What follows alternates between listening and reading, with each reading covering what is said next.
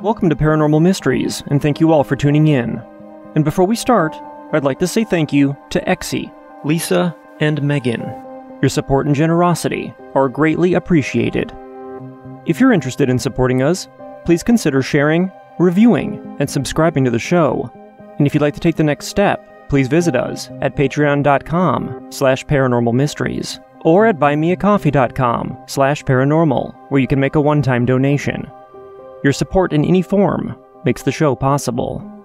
And if you've encountered the paranormal and you'd like to share your story, please email me at paranormalmysteriespodcast@gmail.com. All experiences, no matter how big or small, are always welcome.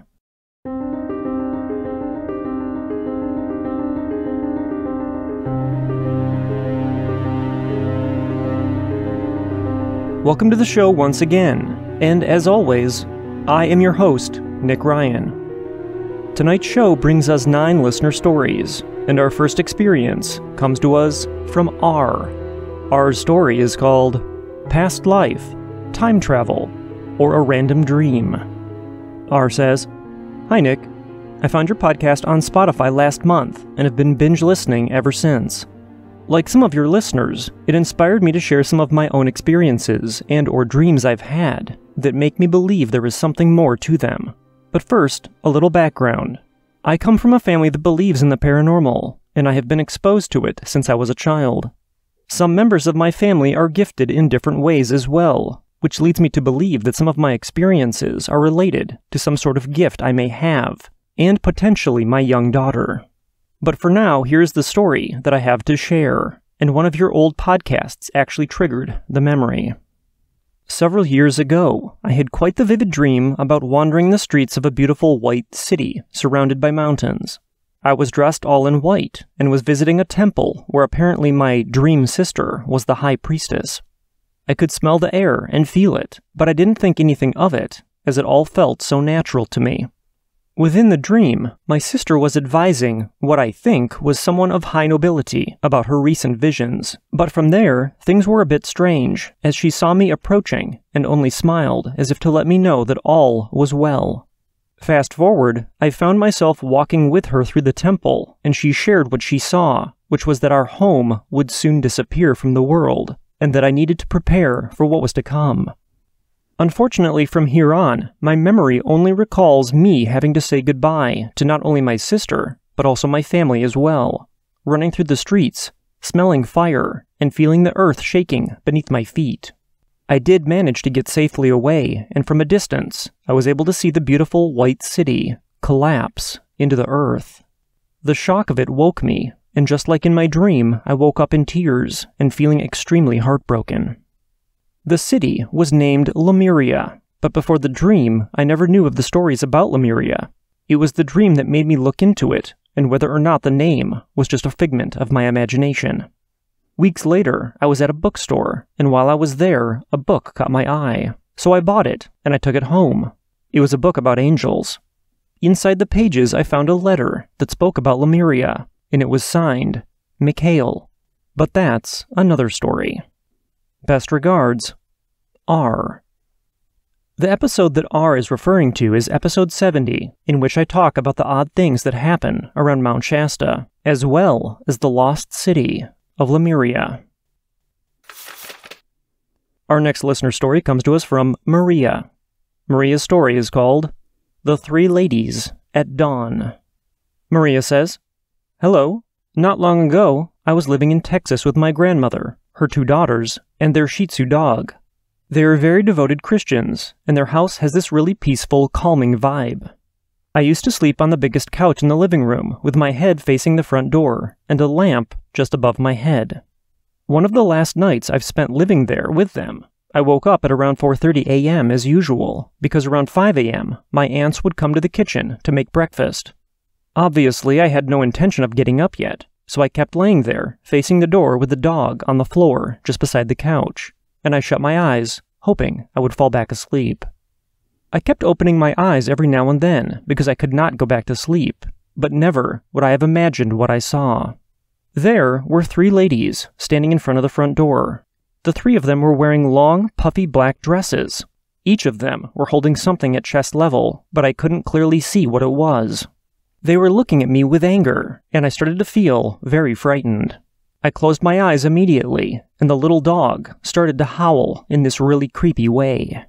The Holy Father prayer was the first thing that came to my mind, and I started praying silently, waiting for the dog to stop howling, and for the ladies to disappear as soon as possible. The dog kept doing the same creepy thing for about 2 minutes. I kept my eyes shut for about 20 to 30 minutes, when I started to hear noises coming from one of the rooms, and it wasn't until one of my aunts came out that I opened my eyes. To my relief, everything was back to normal and peaceful once again. I've never told them about this experience, and I'm still not sure of what these entities were or why they were there. I spent all of my childhood in that house without any paranormal occurrences, and I've spent more nights there after moving out, and nothing related has happened again. Our next listener story comes to us from Maddie.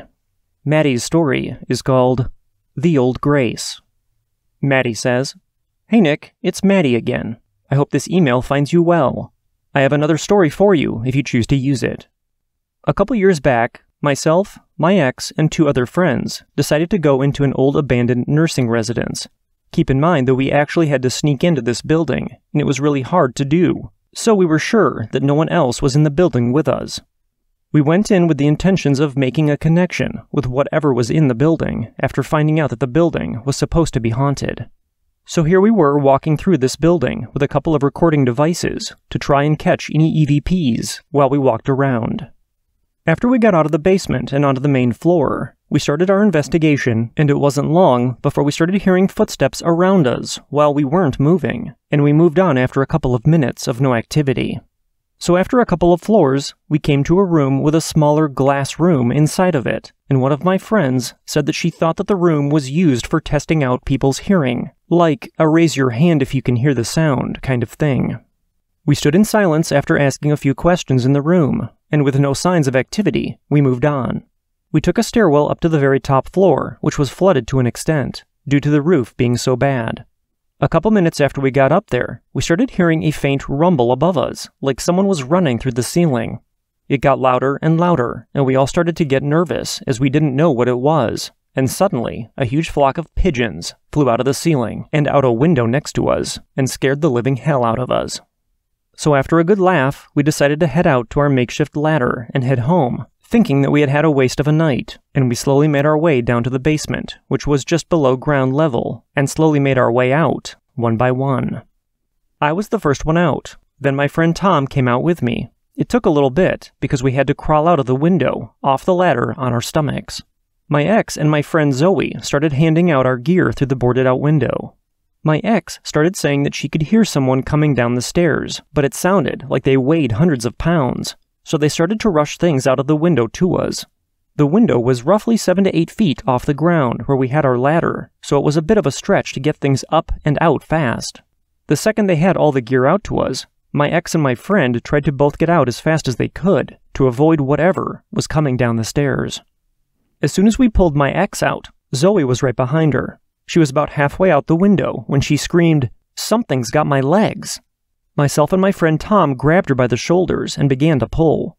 I'm a strong woman myself, and my friend Tom is pretty strong as well, but we both had to put our feet on the wall to pull Zoe out of the window, because whatever had hold of her legs was pulling her, myself, and even Tom back in the window. In a few seconds that seemed like forever, Zoe was let go, and the 3 of us all fell to the ground. Zoe started to run as soon as she was able to, and the rest of us followed. Once back to the apartment, we took a look at Zoe's legs and noticed there were huge handprints around her ankles that were big enough to wrap completely around her ankles, and then some. She said that the hands felt like ice and were very strong. The next day, myself and Zoe decided to listen to the recording that we had taken in the building, and for the most part there was nothing, until we got to the part where we were in the room with the glass room in it. You could hear Zoe saying what she thought the room was used for, but then you could hear what sounded like a little girl's laugh, but the laugh quickly turned very deep and dark. To this day, we don't know what grabbed Zoe's legs, or what made that laughing noise, but neither of us have been back to the old grace since. Thanks for reading, and I wish you and all the listeners well and safe times. Maddie. Maddie also included some pictures of the old grace, and I'll be putting those up on the forum for everyone to see. Our next listener story comes to us from Maria. Maria's story is called Grandpa Came Back to Say Goodbye. Maria says, "Hello. I've always been able to see spirits and have dreams of what's going to happen. Therefore, I have several stories that I want to share with you, but I'll start with this one. The last time I saw my grandfather was at my house, weeks before he was taken to the hospital. He used to stay with us for a few months, then another few months at my aunt's, and so on. My mom was pregnant with twins at the time, and I was 9 years old. Once my grandfather was in the hospital, I was not allowed to go there due to his bad condition. I guess my parents were trying to protect me from emotional trauma, not knowing that it was hurting me deeper, not being able to see him. I think it was a few months after he was committed to the hospital that my parents told me that he had passed away. My grandfather was the closest I had to a friend, and I did not have a chance to say goodbye. He used to spoil me more than my own parents, and he used to tell me stories about his childhood days on a daily basis. He used to play pranks on us every time he got the chance. We sneaked sodas and candy into the house together, and the list goes on. Every morning at school, we used to line up before walking into the classroom. Some parents and nannies would usually wait at the school entrance for the kids to enter their classroom before leaving. At this point, it had been almost a month since he had passed away, and I was dropped off at school in the morning as usual, and just when we started walking into the classroom, I saw my grandfather at the entrance, just standing there in his usual outfit, a white Gayabera, perfectly ironed brown jeans, and his neat hair combed all the way back. I couldn't stop walking because I would get in trouble, but I couldn't stop staring at him.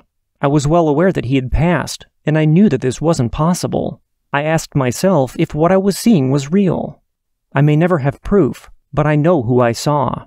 It was unmistakably him. He knew how much I wished that I had been able to say goodbye to him, and in a way, he made it possible. Thanks for sharing. Regards, Maria." Our next listener story comes to us from Rob. Rob's story is called Ghost. Rob says, "Hey, firstly, I would like to say that before this happened, I didn't believe in ghosts, and a big part of me still doesn't. I was raised in an atheist family with a strong scientific influence from my parents. I've stayed and rented in a lot of different accommodations, and I've never experienced anything paranormal. I own a house now, and nothing has ever happened here, but I had a 6-month lease on a rented property back in 2005, in which a few strange things happened that I can't explain. Not long after I moved in, I had a very scary sleep paralysis experience. I woke up lying across my bed, outside of the covers, and face down, with what felt like someone sitting on top of me, holding me down. I tried to shout to get off of me, but couldn't utter any sound. But it seemed to will the figure off of me and into the corner of my room. When I could move, I got up and checked the whole room, but obviously there was nothing there, so I quickly dismissed it as sleep paralysis. Then one night at 9:31 p.m., I received a text message. It's important to note that at this time I had a mono phone, and if I received a picture message from a color phone, it would tell me that I had a picture message and that I had to log on to my mobile phone account to view it. Seeing that the message was from my sister's phone, I ignored it and decided to view it later. The next day I was driving back to work at lunchtime when I received another message from my sister's phone that was also a picture message. A few minutes later, I logged into my mobile phone account and checked the 2 picture images. Except they weren't pictures exactly. They were pixels that scrolled down the screen, spelling 2 words in capital letters. Guess who? Confused as to why my sister would be sending me these questions when I knew their origin, I called her. She assured me repeatedly that she hadn't sent me any messages in the last couple of days, so I just wrote it off as a technical error on my mobile phone's provider's part and didn't think anything else of it. But one night I woke up and could feel like someone was sitting at the end of my bed, even though there was no one there. This happened on a number of nights, but it didn't feel scary or threatening. It would probably freak me out now, and to be honest, I can't explain why it didn't freak me out then. Then one Friday night, I received another text. The time was again 9:31 p.m., and before I even opened it up, I knew what it said.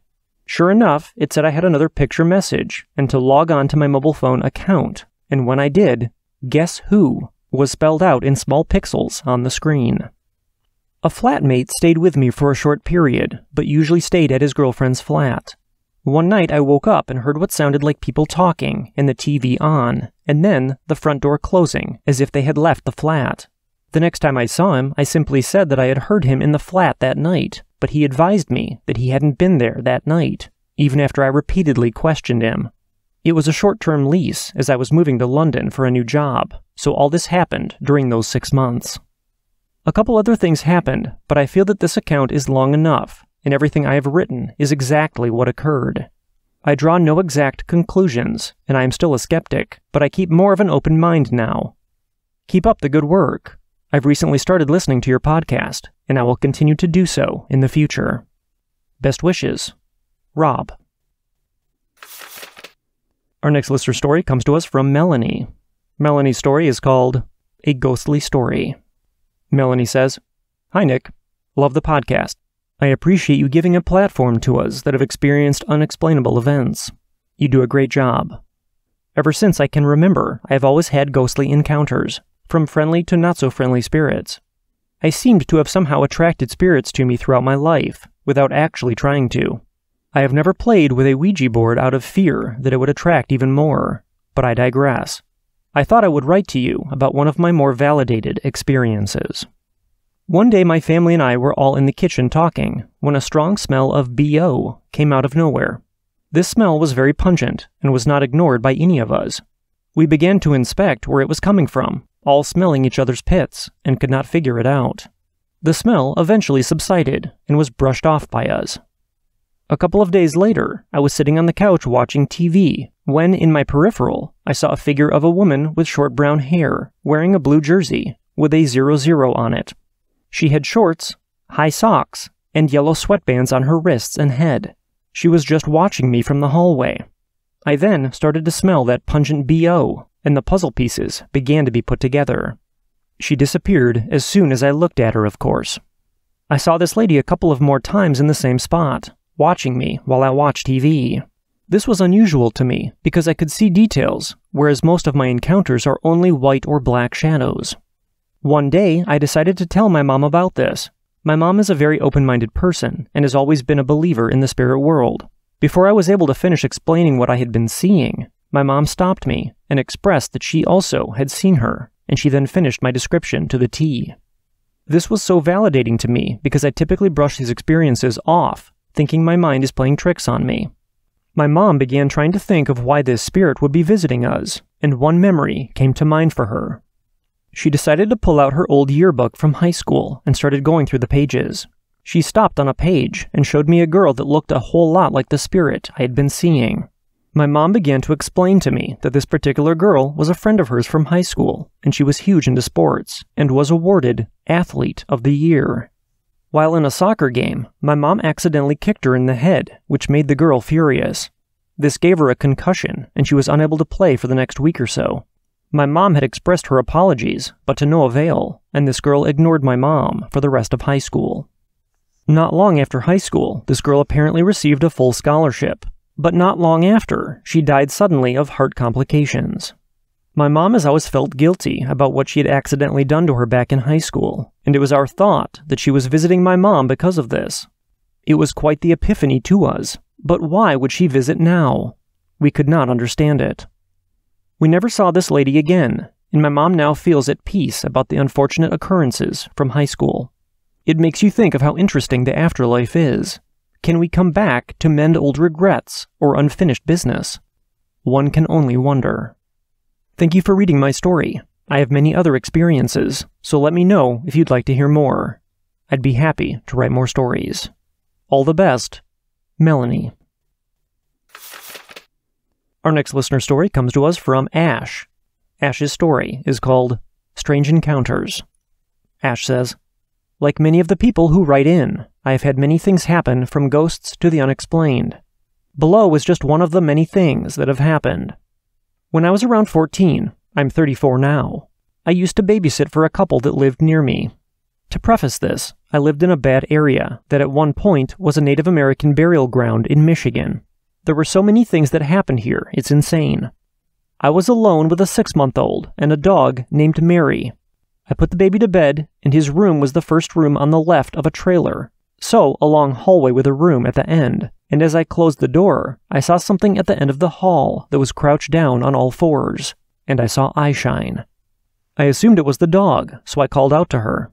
She came up to my side from behind me, hunched up and growling, looking down the hall to what I now realized was a humanoid shape with eyeshine of yellow-orange. It whipped its head in my direction and showed its teeth, which seemed pointed. I opened the baby's door, grabbed the dog in with me, and called the parents, who came home within 10 minutes. They then proceeded to tell me that the previous owner had shot himself in the back room, and they have had a lot of activity. I was witness to quite a few events, including balls of light going down the hall, and my friend was tipped off the couch from behind. I did not see that entity again, and I never babysat there alone after that. I do have more stories, so if you are interested, please let me know. Our next listener story comes to us from Justin. Justin's story is called Haunted House. Justin says, "Hey Nick, love the show. I enjoy hearing other stories, and felt like I should share one of mine. My grandparents live in rural Idaho, and when I was about 12 years old, they purchased a new house.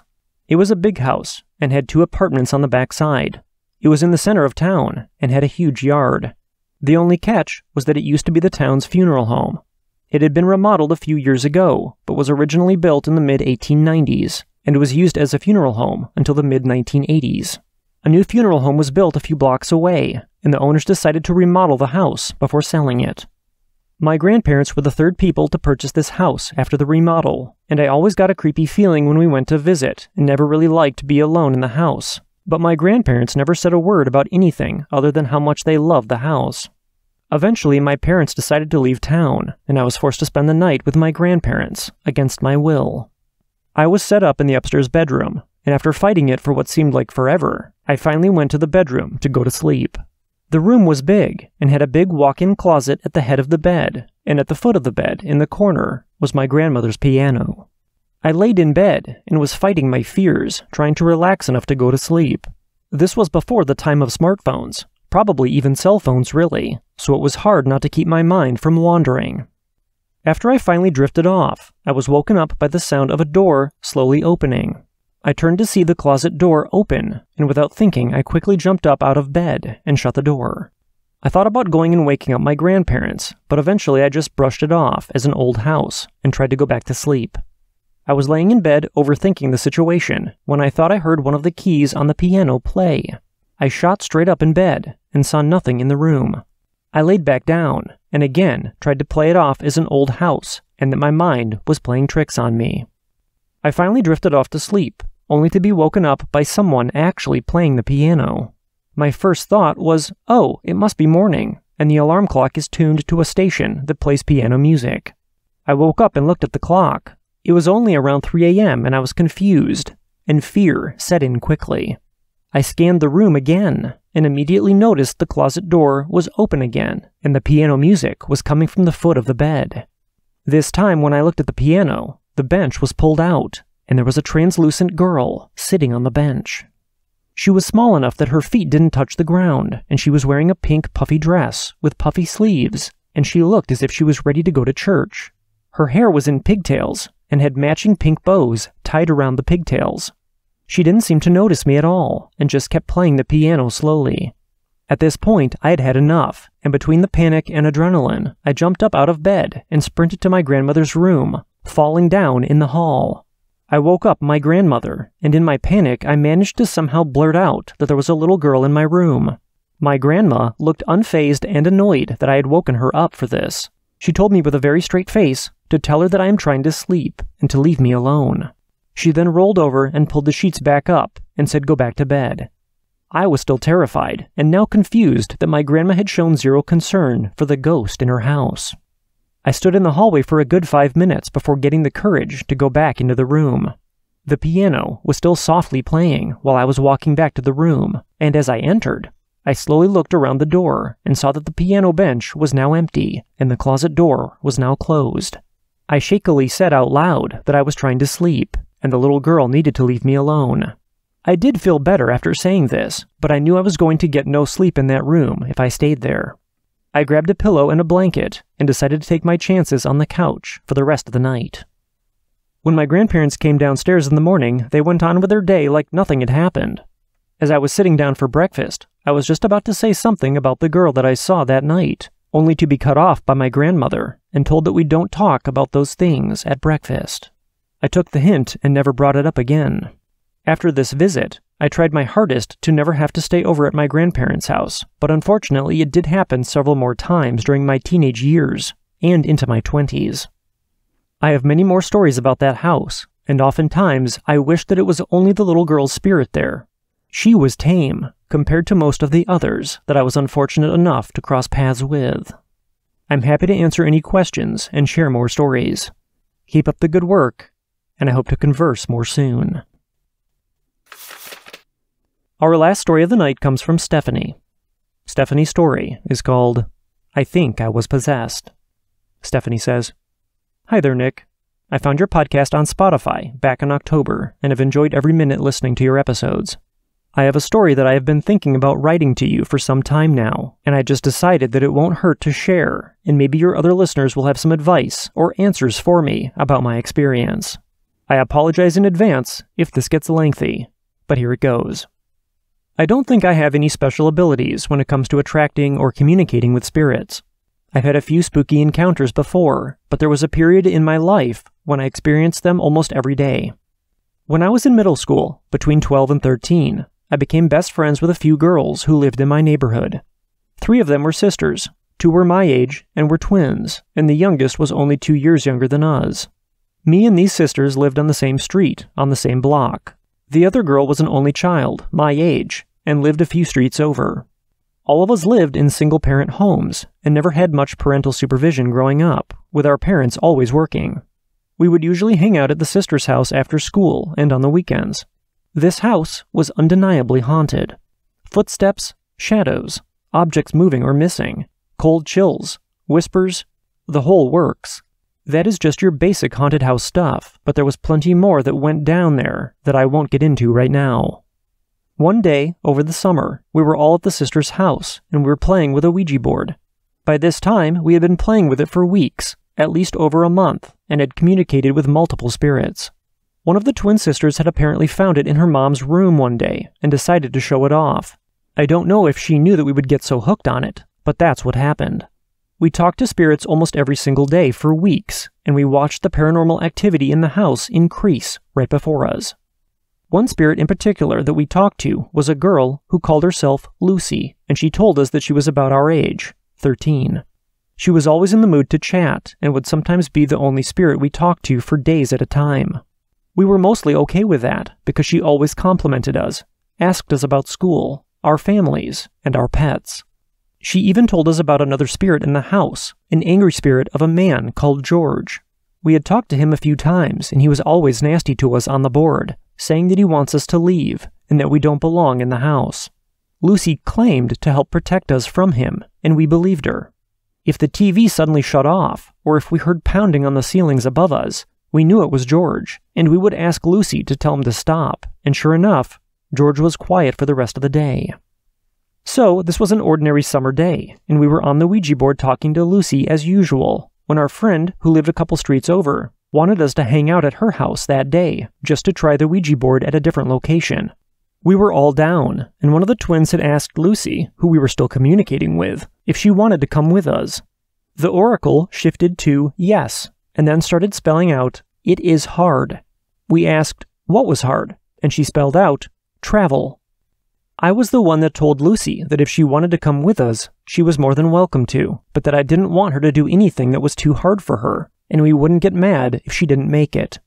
Lucy said okay, and we said goodbye and ended the conversation. We then headed downstairs and started getting ready to go to our friend's house, and I will never forget what happened to me next. I remember sitting on the stairs and putting on my shoes and was all ready to go. I was carrying the Ouija board under my right arm and had the oracle in my pocket. I looked at my friends and said, "Ready?" And they all nodded. The sisters' front door was big and heavy, and it had a screen door in front of it, too. I opened the big door, and I remembered feeling such an intense warmth flood over me. The sunlight coming from outside was almost blinding, and I could barely see anything in the whiteness.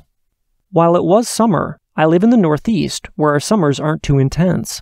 I also live in a small town that is in the middle of a large valley, so it's almost always cloudy. Not to mention, the sisters' front door was under a roofed porch, so it made no sense for the sunlight to be so bright, and for the summer heat to be as intense as it was. I pushed the handle to open the screen door, and before it was even fully open, I was suddenly at my other friend's house, who lived a few streets away, with the same hand on the door handle to her house. The light started to fade, and my vision was returning to normal. I became freezing cold all of a sudden. I felt like I had just ran a marathon, and I was absolutely exhausted, even though it was not more than a 10 or 15-minute walk to this friend's house. I stood there confused and feeling weak, but still holding the Ouija board. I slowly looked over my shoulder and saw my friends standing behind me on the sidewalk, maybe 20 feet away. They were looking at me like they were just as confused as I was. I just stared at them for a few moments before I said, "What?" Then one of the twins said, "Stephanie?" And I said, "What? What are you guys doing?" They looked at each other and then back at me before asking, as if they were talking to the Ouija board, "Are we speaking to Stephanie right now?" I said, "Yes, obviously you're speaking to me." They all sighed with relief, but then became super freaked out and started yelling that I was acting so strange and that I was telling my friends that I was Lucy and that my voice had sounded off while we were walking. Apparently when I spoke, I sounded like I was trying to talk and gargle water at the same time. I kept insisting that my friends call me Lucy and that we take a different route to my friend's house that was actually very out of the way. They started pressing me with questions and telling me to tell them that I was playing a joke. I started crying because I was confused myself, and I had just lost at least 15 to 20 minutes of my own memory and actions, and I just felt so extremely tired and frustrated so quickly. I could barely process what they were saying, and I didn't know what else to do at that point. I sat down on my friend's porch step and placed the Ouija board next to me on the ground. I told my friends I just had no idea what they were talking about, and that I felt awful physically and mentally, and that I had no idea how we had got to our friend's house. I told them about the flash of heat and light that had just hit me a minute ago, and then it seemed like I was teleported. I apologized and told them that I truly had no idea what they were talking about, or had any recollection from when I had left the sisters' house until now. I don't know if they really believed me, or just wanted to calm me down, but they said it was fine, and we all went inside to relax for a bit. Someone else had picked up the Ouija board and brought it inside, and they almost immediately wanted to try making contact with someone and start playing again. I decided to just watch from the couch. I had cocooned myself in a blanket because I was still freezing and shaking, and I did not have much interest in touching that Ouija board anymore. They did their usual, "Hello, is anyone there? Can anyone communicate with us?" And the board began spelling out my name. I just stared and said nothing while my friends got giddy. The next thing that was spelled out was, "Thank you." Someone in the spiritual realm was thanking me, and my friends asked, "Who are we speaking to now?" And the board spelled out, "Lucy." I felt like I was going to faint. Lucy had traveled with us from one house to another, and it became very clear that she had used me as some sort of vessel. My friends kept asking Lucy if she had possessed me to get herself here, but she became unresponsive, which was very unusual for her. We would always talk to Lucy until we told her goodbye, and she would never tell us goodbye first, and she still didn't. She just wouldn't answer that particular question, but there was nothing else to ask her about. My friends closed out the board, and we were all very silent for the rest of the day. I think we were all just trying to process what had happened. After a couple of hours, I was feeling better physically, and I decided that I was going to go home. There was nothing unusual about my walk home, and I took the normal route. And as I was walking, I remembered how my friends told me that I was trying to take them a different route to our other friend's house. The way that we would usually go took us past 2 churches, and I wondered if that was the reason why I, or Lucy, wanted to go a different way. I arrived at home and had a normal rest of the day and night. I think I fell asleep early that night as well.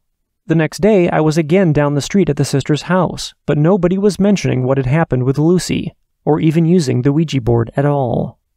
That was the last time I ever touched or even looked at a Ouija board, and it was also one of my last paranormal experiences. I would still hear things and see shadows while at the sister's house, but I even started to hang out there less and just invited them over instead.